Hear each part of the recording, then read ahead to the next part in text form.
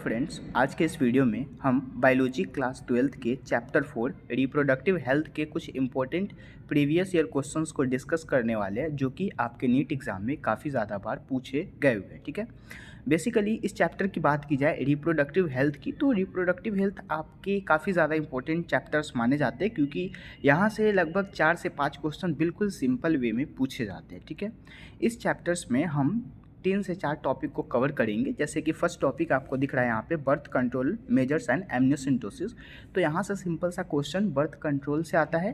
फिर दूसरा हमारा टॉपिक एसटीडी का होता है, सेक्सुअली ट्रांसमिटेड डिसीज़ का।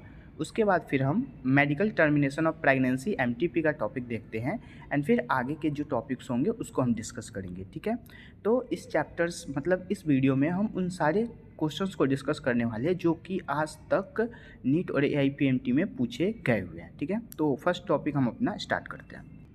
सो this is our first topic birth control measures and amniocentesis. यहाँ से जो क्वेश्चन है, फर्स्ट क्वेश्चन कह रहा है Lippes loop is a type of contraceptive use age. ये नीट 2022 में क्वेश्चन आया था। लिप्स लूप जो है ये किस टाइप का कॉन्ट्रासेप्टिव यूज मतलब कॉन्ट्रासेप्टिव मेथड है बर्थ कंट्रोल का। तो लिप्स लूप जो होता है वो एक नॉन मेडिकेटेड आईयूडी होता है और मेडिकेटेड आईयूडी जो होता है वो कॉपर टी होता है। ठीक है, तो आप यहाँ से और भी अदर क्वेश्चंस को सुन सकते हैं। ठीक है, अगेन फिर हम नेक्स्ट क्वेश्चंस देखते हैं। Match list 1 and list 2 with respect to method of contraceptions and their respective action. यहाँ पे आपको मैचिंग करना है। जैसे कि नीट 2022 में ये क्वेश्चन पूछा गया है, डायफ्राम को हम किस चीज़ से मिलाएंगे। डायफ्राम एक फीमेल यूज़ है, जैसे कि मेल के लिए कॉन्डम होता है उसी प्रकार फीमेल के लिए डायफ्राम होता है। ठीक है, ये एक बर्थ कंट्रोल का मतलब कि सिस्टम है। अब इस डायफ्राम का यूज़ किसके लिए किया जाता है, तो डायफ्राम के यूज से क्या होता है कि वहाँ पे सर्विक्स जो होते हैं मतलब फीमेल वेजाइना से पहले जो लेयर होता है सर्विक्स का, उसको ब्लॉक करने का काम करता है एंट्री ऑफ स्पर्म। जहाँ से स्पर्म की एंट्री होती है और वेजाइना के इंटरनली वो जाता है, उसको ब्लॉक कर देता है। ठीक है, अगेन कॉन्ट्रासेप्टिव पिल्स का यूज़ किस लिए किया जाता है, तो ओवुलेशन प्रिवेंट करने के लिए, मतलब ओवुलेशन और इम्प्लांटेशन को इनहिबिट करने के लिए। अगेन फिर इंट्रायूटेराइन डिवाइस है। इंट्रायूटेराइन डिवाइस से काफ़ी ज़्यादा क्वेश्चन आपको देखने को मिलेगा, है ना। इंट्रायूटेराइन डिवाइस का increase phagocytosis of sperm with in the uterus. ठीक है, एंड लैक्टेशनल एमिनोरिया, तो लैक्टेशनल एमिनोरिया का हम एब्सेंस ऑफ मेंस्ट्रुअल साइकिल बोल सकते हैं कि जब मेंस्ट्रुअल साइकिल नहीं आएगी तो वहाँ पे चांसेस नहीं हो सकते किस चीज़ के, प्रेगनेंसी के। ठीक है, तो राइट आंसर 4, 1, 2 एंड 3 हो जाएगा। The correct option is a. Okay, again फिर आते हैं नेक्स्ट क्वेश्चंस पे जो कि यहाँ पे कहा जा रहा है विच one of the following is an example of hormone releasing IUD. अब यहाँ पे हार्मोन रिलीजिंग आईयूडी से नीट 2021 में, नीट 2019 में, नीट 2016 में और एआईपीएमटी 2014 में क्वेश्चन आया हुआ है। ठीक है, इसका राइट आंसर LNG-20 हो जाएगा। बाकी CUT, CU7, मल्टीलोट 70 जो होते हैं ये एक मेडिकेटेड मतलब कि मेडिकेटेड आईयूडी होते हैं, लेकिन हार्मोन रिलीजिंग आईयूडी जो होता है वो LNG-20 होता है। ठीक है, अगेन फिर हम नेक्स्ट क्वेश्चंस को देखते हैं। Now this is our next questions. Matching करना है यहाँ पे भी, जैसे कि अभी हमने किस चीज़ का आईयूडी का मैचिंग किया था, किस चीज़ से आईयूडी का मैचिंग अभी हमने किया था, increase phagocytosis of the sperm with in the uterus. तो यहाँ पे phagocytosis, increase phagocytosis of sperm with in the uterus, इसको मिला देंगे 3। अगेन फिर यहाँ वोल्ट जो होता है वो फीमेल यूज़ के लिए होता है और वोल्ट्स का काम होता है कि जो भी स्पर्म एंट्री कर रहा है तो सर्विक्स को ब्लॉक करना। तो डायफ्राम और वोल्ट्स का एक ही वर्क होता है। ठीक है, उसके बाद और ये एक प्रकार का वैरियर मेथड है। अगेन यहाँ पे देखेंगे वेसेक्टोमी और ट्यूबेक्टोमी, ये एक स्टेरिलाइजेशन मेथड होता है। ठीक है, मतलब कि ये एक प्रकार का सर्जिकल मेथड है। ठीक है, अब इस वेसेक्टोमी का मतलब है कि मेल के इंटरनली उसके जो भी स्पर्म जहाँ से रिलीज होते हैं उसके मतलब कि पाइप को कट आउट कर देते हैं और फीमेल में फैलोपियन ट्यूब से निकलने वाला जो ओवम होता है, तो फैलोपियन ट्यूब से जो ओवम निकल रहा है उसके पहले ही उसके जो फैलोपियन ट्यूब होगा, जो रास्ता होगा उसको कट करेंगे। ठीक है, तो vasectomy basically removal of the vast difference और फीमेल में tubectomy removal of fallopian tube. तो राइट आंसर यहाँ पे 1, 3, 2 एंड 4 हो जाएगा। ठीक है, so the right answer is 1, 3, 2 and 4। ये नीट 2021 का क्वेश्चन है। अब हम देखते हैं 5 नंबर क्वेश्चन। यहाँ पे क्या कहा जा रहा है, 5 नंबर क्वेश्चन में यहाँ पे कहा जा रहा है progesterone along or the combinations within estrogen can be used as the contraceptive in the form। तो ये नीट 2019 में पूछा गया था। इसका राइट आंसर यहाँ पे पिल्स, इंजेक्शन एंड इम्प्लांट्स, तीनों का तीनों होगा, ऑल ऑफ दिस। ठीक है, ना कि ओनली इम्प्लांट्स या इंजेक्शन या फिर पिल्स। ठीक है, तीनों के तीनों हो सकते हैं। अगेन आते हैं फिर नेक्स्ट क्वेश्चंस पे। विच of the following is a correct statement. यहाँ पे करेक्ट स्टेटमेंट आपको चूज़ करना है। जैसे कह रहा है IUD only once inserted needle with the replaced, तो ये ऑप्शंस बिल्कुल ही इनकरेक्ट कह रहा है, क्योंकि इंसर्ट नहीं, मतलब कि एक बार के इंसर्शंस की नीड नहीं होती है इसके अंदर, ठीक है। तो यहाँ पे लिखा हुआ है again IUD are generally inserted by the their herself, this is incorrect. Her मतलब कि मेल में नहीं होता, ये फीमेल में होने वाला प्रोसेस है। Again IUD increase the phagocytosis of sperm, अभी हमने जस्ट देखा था 2022 और 2021 वाले क्वेश्चन में, और 2019 में भी पूछा गया ये क्वेश्चन है, ठीक है। तो राइट आंसर यहाँ पे सी हो जाएगा। अब आते हैं फिर नेक्स्ट क्वेश्चन पे। नेक्स्ट क्वेश्चन यहाँ पे कहा जा रहा है which of the following contraceptive method do involve a role of hormone. तो ये नीट 2019 का क्वेश्चन है, इसका राइट आंसर यहाँ पे डी हो जाएगा। डी में कैसे होगा, तो लैक्टेशनल एमिनोरिया जो होता है, पिल्स जो होता है, वो एक प्रकार के क्या होते हैं, एमरजेंसी कॉन्ट्रासेप्टिव पिल्स होते हैं, ठीक है। और यहाँ लिखा है बैरियर मेथड, तो ये लैक्टेशनल एमिनोरिया पिल्स ये सब नहीं हो सकता, ठीक है। कॉन्ट्रासेप्टिव में कभी भी लैक्टेशनल एमिनोरिया पिल्स मतलब कि मेडिसिन आ गया, और इमरजेंसी कॉन्ट्रासेप्टिव पिल्स इसको कहा जाता है, जो कि 72 घंटे में लिया जा सकता है, ठीक है। तो राइट आंसर यहाँ पे डी हो जाएगा। अगेन आते हैं फिर नेक्स्ट क्वेश्चन पे। नेक्स्ट क्वेश्चन यहाँ पे क्या है The function of copper ions in a copper releasing IUD is, so the right answer is A, the suppress sperm motility and fertilization capacity of sperm। ये NEET 2017 में पूछा गया था। अगेन फिर हम आगे के क्वेश्चंस को देखते हैं। विच of the following approaches does not give define action and, मतलब कि इनमें से कौन सा रॉन्ग है, ठीक है। तो जैसे यहाँ पे लिखा हुआ है इंट्रायूट्राइन डिवाइस जो होता है वो इंक्रीज फेगोसाइटोसिस, बिल्कुल सही है। हार्मोन कॉन्ट्रासेप्टिव पिल्स जो होता है प्रिवेंट करते हैं entry of sperm and prevent ovulation, हाँ ओवोल्यूशन को प्रिवेंट करता है, इससे क्वेश्चन ज़्यादा आता है, ठीक है, ये भी सही है। अगेन वैसेक्टोमी प्रिवेंट स्पर्मेटोजेनेसिस, नहीं है, स्पर्मेटोजेनेसिस को प्रिवेंट नहीं करते। स्पर्मेटोजेनेसिस होता है लेकिन वो क्या करते हैं कि इंट्री नहीं कर पाता है, ठीक है, क्योंकि वो निकल नहीं पाता है, ठीक है। मतलब कि मेल के अंदर से जो स्पर्म बन रहा है वो निकल ही नहीं पाता है, क्योंकि वहाँ पे टाइड अप हो चुका है, ठीक है, मतलब वो बांध दिया गया है नसों को।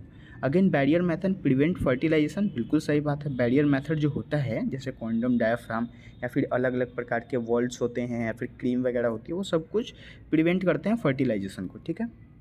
सो the right answer is C, ये जो है ये इनकरेक्ट कहा जा रहा है। ये एक प्रकार का सर्जिकल मेथड होता है, ठीक है, जो कि स्पर्मेटोजेनेसिस को प्रिवेंट नहीं करता है, ये फर्टिलाइजेशन को प्रिवेंट करता है, ठीक है, क्योंकि वैसेक्टोमी एक प्रकार का बैरियर मेथड सर्जिकल मेथड माना जाता है, ठीक है। तो यहाँ पे राइट आंसर सी हो जाएगा। अब आते हैं नेक्स्ट क्वेश्चन पे।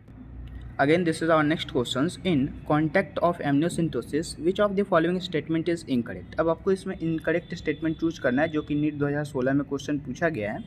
जैसे यहाँ पे फर्स्ट ऑप्शन है it is used for parental sex determination, बिल्कुल सही ऑप्शन है। उसके बाद it can be used to detection of Down syndrome, ये भी बिल्कुल सही है। It can be used for detection of cleft plate, नहीं, क्लिफ्ट प्लेट के लिए ना यहाँ पे एमनियोसेंटोसिस नहीं होता है, तो ये ऑप्शंस गलत हैं। अगेन फिर हमें ऑप्शंस गलत चूज़ करने हैं, तो ये सही हो जाएगा, ठीक है। अगेन फिर नेक्स्ट क्वेश्चंस देखेंगे। विच of the following incorrect regarding vasectomy. Vasectomy तो बेसिकली मेल में होता है, ठीक है। तो यहाँ पे लिखा है no sperm occurs in seminal fluid, हाँ ये बिल्कुल सही बात है। No sperm occurs in epididymis में ही होता है स्पर्म, यहाँ पे ना गलत ऑप्शंस कहा जा रहा है कि नो स्पर्म यहाँ पे, इसीलिए तो एपिडाइमिस वास्ट डिफरेंस वाले मतलब कि जगह को कट करके उसे वैसेक्टोमी किया जाता है। तो ये ऑप्शंस जो है ये इनकरेक्ट है, ठीक है, मतलब कि यहाँ पे नो स्पर्म नहीं होकर के स्पर्म रहता तो सही होता है, ठीक है। अब आते हैं नेक्स्ट क्वेश्चंस पे। ट्यूबेक्टोमी बेसिकली ये फीमेल में होता है, ये AIPMT 2014 का क्वेश्चन है। यहाँ पे क्या कहा जा रहा है, tubectomy is a method of sterilization in which, तो ट्यूबेक्टोमी में क्या होता है कि फीमेल के फैलोपियन ट्यूब को रिमूव करके उसको टाइट कर देते हैं, मतलब बांध देते हैं, ठीक है। तो this is the right answers. Again, the next questions is which of the following cannot be detected in a development fetus by amniocentesis? The right answer is jaundice. jaundice नहीं हो सकता है यहाँ पे, ठीक है। अगेन फिर आते हैं next questions. One of the legal method of birth control, legal method कौन सा है, तो IUD जो होता है ये एक प्रकार का लीगल मेथड माना जाता है। तो यहाँ पे लिखा है by absorption from coitus from day 10 to 17 of the menstrual cycle, this is the right answer. ये एक प्रकार का नेचुरल मेथड है जो कि बिल्कुल ही सेफ माना जाता है, सही माना जाता है। अगेन एक फिगर यहाँ पे दिया गया है, इस फिगर पे बेस्ड क्वेश्चंस आपको कैसे बनाने, जैसे कि ये फिगर जो है वो फीमेल रिप्रोडक्टिव ट्रैक का है, और यहाँ पे ये फैलोपियन ट्यूब होता है जिसको कट किया गया है, तो कट करके यहाँ पे हमने बांध दिया, मतलब कि यहाँ ट्यूबेक्टोमी का प्रोसेस हुआ है, ठीक है। सो यहाँ पे इसका राइट आंसर क्या हो जाएगा, ट्यूबेक्टोमी हो जाएगा, ठीक है। So the right answer is tubectomy. Again फिर नेक्स्ट क्वेश्चन देखते हैं, which one of the following is the most widely accepted method of contraceptive in India is present. तो वाइडली एक्सेप्टेड मतलब कि इंडिया में कौन सा मेथड बहुत ही ज़्यादा यूज होता है, तो इंट्रायूटेराइन डिवाइस, जो कि डॉक्टर्स के द्वारा इसको ट्रीट किया जाता है, ठीक है। बाकी सर्वाइकल कैप्स या फिर ट्यूबेक्टोमी, डायफ्राम, इन सब में कुछ गलतियाँ हो जाती है, लेकिन आईयूडी के बाद कोई चांसेस होते ही नहीं है। This is also a barrier method. Again आते हैं फिर नेक्स्ट क्वेश्चंस पे। यहाँ पे नेक्स्ट क्वेश्चंस क्या है, the permissible use to the technique amniocentesis is for, so the right answer is distraction any genetic abnormalities, ठीक है। अगेन फिर यहाँ पे नेक्स्ट क्वेश्चन है, C U ion release from copper releasing intrauterine devices, the right answer is suppress sperm motility, मतलब sperm motility को suppress करने का काम करते हैं। अब फिर नेक्स्ट क्वेश्चंस को हम यहाँ पे देखेंगे। नेक्स्ट क्वेश्चन है, consider the statement given below regarding contraception for, answer the direct 3 और 4। यहाँ पे जो ऑप्शन है उसको हम देखते हैं, जैसे कि medical termination of pregnancy MTP during first trimester is generally से, बिल्कुल सही बात कही जा रही है, मतलब A1 इज़ करेक्ट। अगेन फिर नीचे लिखा हुआ है, जनरली चांसेस टू कॉन्ट्रासेप्टम आर नील। नील नील कहने का मतलब कि कॉन्ट्रासेप्शंस का कोई चांस नहीं होता, ये ऑप्शन बिल्कुल गलत हो गया, ठीक है। अगेन फिर क्या है यहाँ पे, intrauterine device like copper T R effective contraceptive, हाँ सही बात है, बिल्कुल सही है, 1 और 3 करेक्ट है। फिर नीचे चौथा नंबर है, contraceptive pills may be taken up to after week after, so coitus prevent contraceptive, नहीं 12 वीक पे एक बार लेते हैं, ये गलत ऑप्शन है, ठीक है। तो नेक्स्ट क्वेश्चन, नेक्स्ट मतलब कि इसमें से कौन सा करेक्ट ऑप्शन हमें चूज़ करना था डायरेक्टली, ठीक है, कॉन्ट्रासेप्शंस के लिए, तो 1 और 3 इज़ द राइट आंसर्स, ठीक है। अब आते हैं नेक्स्ट क्वेश्चन यहाँ पे देखते हैं, जैसे कि यहाँ पे भी आपको करेक्ट मैचिंग चूज़ करना है। अब मैचिंग को यहाँ पे हम देखेंगे, जैसे कि मैचिंग में यहाँ क्या पूछा गया, जैसे दे दिया गया पिल्स, तो पिल्स जो होता है इसके अंदर एक सहेली नाम का मेडिसिन आता है और ये ओवुलेशन को प्रिवेंट करता है, मतलब कि फीमेल गैमीट फॉर्मेट नहीं हो पाता है, ठीक है। तो यहाँ पे प्रिवेंट ओवुलेशन नहीं होता है। कॉन्डम जो होता है, कॉन्डम कहाँ यूज होता है, तो वो प्रिवेंट करता है स्पर्म रीचिंग द सर्विक्स के अंदर ना जाए, सर्विक्स के इंटरनली स्पर्म का फ्लो ना हो, इसके लिए वो कॉन्डम का यूज़ होता है, ठीक है। उसके बाद वैसेक्टोमी मेल के इंटरनली होने वाला एक प्रोसेस है जो कि सर्जरी होता है वहाँ पे, और वो सीमेन कंटेन करता है, मतलब कि नो स्पर्म, कोई स्पर्म नहीं आता है, ठीक है। अगेन कॉपर टी का यूज़ कहाँ होता है, तो कॉपर टी को ना यूज़ किया जाता है इम्प्लांटेशन को प्रिवेंट करने के लिए, ठीक है। यहाँ के जितने भी क्वेश्चन हैं अगर आप सही से रीड आउट करते हैं तो आगे के क्वेश्चन में आपको बिल्कुल प्रॉब्लम नहीं होता है, ठीक है। तो यहाँ पे राइट आंसर 3, 1, 4 एंड 2 हो जाएगा। अब आते हैं फिर नेक्स्ट क्वेश्चन पे, in a populations unrestricted reproductive capacity is called biotic potential, ठीक है। अगेन फिर नेक्स्ट क्वेश्चन यहाँ पे है, progesterone which is most of the important component of oral contraceptive pills prevent pregnancy, the right answer is blocking ovulation. जब भी आपको pills की बात की जाएगी आप ना ओवुलेशंस पे बात करेंगे और वहाँ पे ओवुलेशन प्रिवेंट होगा, ब्लॉक होना या फिर प्रिवेंट होना मतलब बचाव होना, ठीक है। ये क्वेश्चन AIPMT 2008 में भी पूछा गया था। अगेन फिर हम नेक्स्ट क्वेश्चंस देखते हैं, tablet to prevent contraceptions content progesterone नाम की हार्मोन जो होती है वही टैबलेट से कॉन्ट्रासेप्शंस प्रिवेंट करते हैं। अगेन फिर नेक्स्ट क्वेश्चन यहाँ पे देखते हैं, एमनियोसिंथेसिस इज अ प्रोसेस टू, एमनियोसिंथेसिस का प्रोसेस किसके लिए यूज़ किया जाता है, तो डिटरमाइन करने के लिए कोई भी हेरिडिटी नाम की डिसीज़ हो रही है या नहीं हो रही है एम्ब्रियो को, तो उसके लिए एमनियोसिंथेसिस नाम का एक प्रोसेस होता है कि बच्चे के अंदर कोई बीमारी तो नहीं है, ठीक है, उसको पता करने के लिए। Again human population growth in India, मतलब कि जो भी इंडिया के अंदर जो पॉपुलेशन ग्रोथ है उसका हम क्या करते हैं, तो वहाँ पे क्या होता है कि फैमिली प्लानिंग प्रोग्राम नाम की एक मतलब कि चीज़ लाई गई थी, ठीक है, 1951 में, ठीक है, 1951 ईस्वी के समय में, can be regulated by the following, the national programme for the family planning programme, जो कि 1951 में आया था, तो यहाँ पे डी आंसर सही होगा। अगेन फिर नेक्स्ट क्वेश्चन हम यहाँ पे देखेंगे, in India human populations is heavy widely towards to the youngers age group as a result of, तो इसका राइट आंसर यहाँ पे सी हो जाएगा, short life span of many individuals and high birth rate. ये तो काफ़ी ज़्यादा पुराना क्वेश्चन है, उतना इंपॉर्टेंट नहीं है। अब आते हैं नेक्स्ट क्वेश्चन, नेक्स्ट टॉपिक पे, ठीक है। यहाँ पे हमारा जो टॉपिक है सेक्सुअली ट्रांसमिटेड डिसीज़ का है, STD का है, ठीक है। यहाँ से कैसे क्वेश्चन आते हैं, तो नीट 2021 में पूछा गया था, venereal disease can be spread through, तो वेनरल डिसीज़ किसको बोलते हैं, सेक्सुअली ट्रांसमिटेड डिसीज़ का ही दूसरा नाम है वेनरल डिसीज़, ठीक है। तो वेनरल डिसीज़ में क्या होता है कि यूजिंग स्टेराइल नीडल्स, नहीं स्टेराइल नीडल्स, अब स्टेराइल जो है उसके अंदर तो कोई प्रॉब्लम्स ही नहीं है, transfusing of the blood from the infected person, हाँ ये इन्फेक्टेड पर्सन से एसटीडी हो सकता है, वेनरल डिसीज़ हो सकता है। उसके बाद infected mother to the foetus हो सकता है, किसिंग से नहीं होता है, इनहेरिटेंस तो होता ही नहीं है ना, मतलब राइट आंसर 2 और 3 हो जाएगा, ठीक है। So the right answer is 2 and 3 is the correct option. Again फिर हम नेक्स्ट क्वेश्चन से यहाँ पे देखते हैं, which one of the following STD are not curable, मतलब कि इनमें से कौन सा एसटीडी क्योरेबल नहीं है। तो नीट 2020 में ये क्वेश्चन पूछा गया था, इसका राइट आंसर यहाँ ए हो जाएगा। Genital herpes, hepatitis B, HIV infections, ये सब जो है इसका कोई इलाज नहीं है अभी के समय में, और ये सब के सब एसटीडी हैं, सेक्सुअली ट्रांसमिटेड डिसीज़ है, ठीक है। बाकी जैसे कि यहाँ पे क्लेमाइडोमोनाइसिस, अब सिफिलिस हो गया, ये तो एचआईवी के कारण ही हो, मतलब कि ये भी एसटीडी ही है, सेक्सुअली ट्रांसमिटेड डिसीज़ ही है, बट ये क्यूरेबल है, ठीक है। अगेन फिर यहाँ पे जैसे कि ट्राइकोमोनासिस लिखा हुआ है तो इसके हो सकता है क्योर, ठीक है। बट यहाँ पे जेनाइटल हर्ब्स, हेपेटाइटिस बी और एचआईवी इन्फेक्शंस के कोई इलाज नहीं है। अगेन आते हैं हम अपने नेक्स्ट यहाँ पे क्वेश्चंस पे। नेक्स्ट क्वेश्चन यहाँ क्या कहा जा रहा है, select the options including all sexual transmitted disease. तो ये नीट 2020 में पूछा गया था, इसका राइट आंसर यहाँ पे क्या हो जाएगा, जैसे लिखा हुआ है गोनोरिया, मलेरिया नहीं हो सकता, ये मलेरिया एक सेक्सुअली ट्रांसमिटेड डिसीज़ नहीं है, तो ये गलत हो गया। एड्स फिर से मलेरिया दिया है, फलेरिया दिया है, तो गलत हो गया। कैंसर नहीं होता है, तो ये भी गलत। गोनोरिया होता है, सिफिलिस होता है, जेनाइटल हर्ब्स होते हैं, तो this is the right answer, ठीक है। Again this is our next question, जैसे कि यहाँ कहा गया, which of the following sexually transmitted disease do not specifically affect reproductive organ, ठीक है।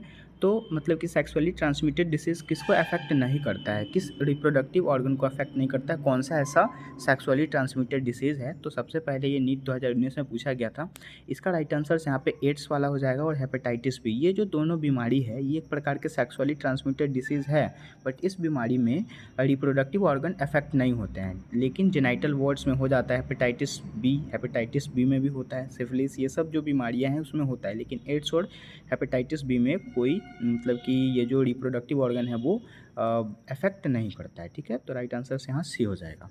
अगेन अब देखते हैं नेक्स्ट क्वेश्चन, जिसमें मैचिंग दिया गया है और इसमें भी आपको सेलेक्ट करने हैं करेक्ट ऑप्शंस को। जैसे गोनोरिया दिया है, तो गोनोरिया क्या है, गोनोरिया एक न्यूजेरिया नाम की मतलब कि बैक्टीरिया से होती है। उसके बाद सिफिलिस जो होता है वो ट्रोपोमा के कारण होता है। जेनाइटल वार्ड्स जो होता है वो किसके कारण, ह्यूमन पॉपुलर वायरस, मतलब एक वायरस के कारण होता है। और एड्स जो होता है वो एचआईवी के कारण होता है, ठीक है। तो राइट आंसर 2, 3, 4 एंड 1 हो जाएगा। The right answer is a.